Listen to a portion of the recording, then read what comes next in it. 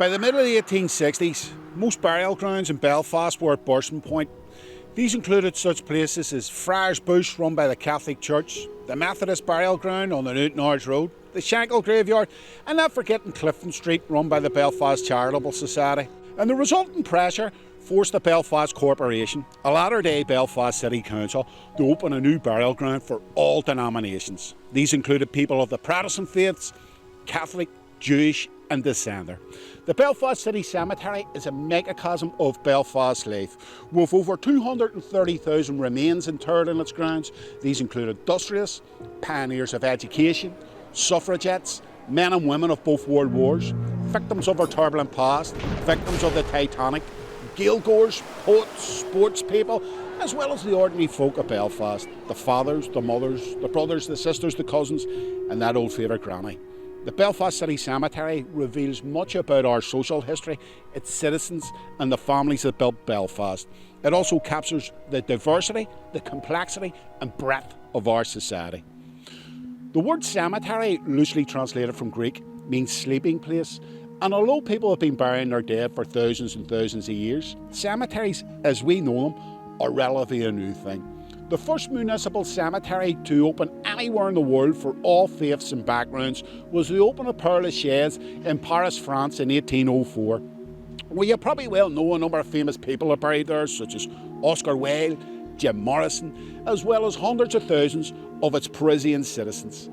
Now, the difference between a graveyard and a cemetery is normally three things. Prior to the opening of cemeteries, people tended to be buried en masse without a recognised plot.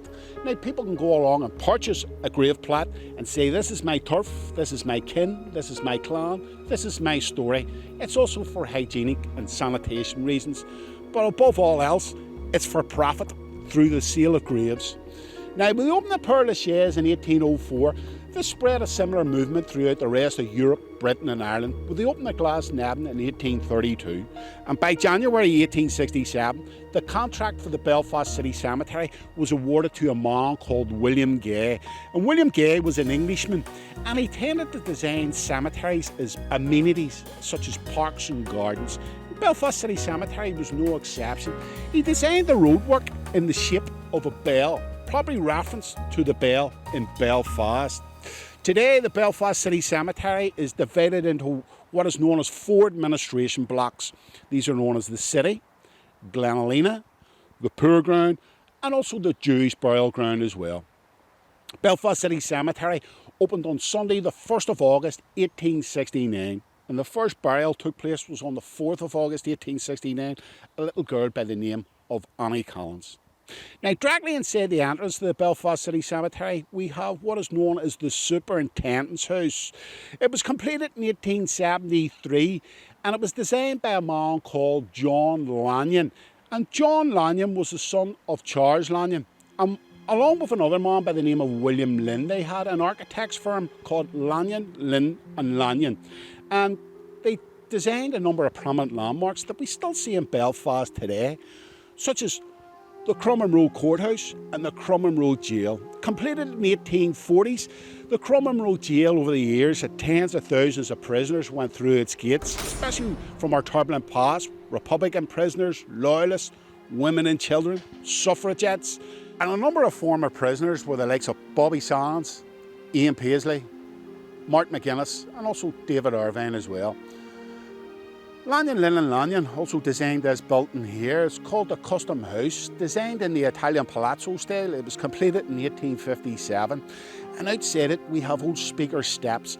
And over the years, we had a number of gifted orators who used to speak and denounce and preach, the likes of Hugh Rowan Hanna, Big Jim Larkin, and there's McCormick, and my personal favourite, a man by the name of Frank Ballantyne. And Frank Ballantyne used to denounce such Hillarys as riding a pig on a Sunday and playing table tennis. I don't think Frank would have liked me very much. I love table tennis. Now, another gifted orator who used to stand at the steps of the Custom House speaking to the orange and green of our society was this man here. It's called James Conley. Now, James Conley is best remembered as being one of the leaders of the Easter Rising in Dublin in April 1916. He's one of the architects. But James Conley actually lived here in Belfast from 1910 to 1916, directly across the street here is that dental surgery. It's called Glenalina Terrace. And it was here in Belfast he developed his trade unionism, his socialism and also his republicanism. And through his Belfast experience and his writings, he would educate his comrades on the ground, there and then, for generations to come, home and abroad.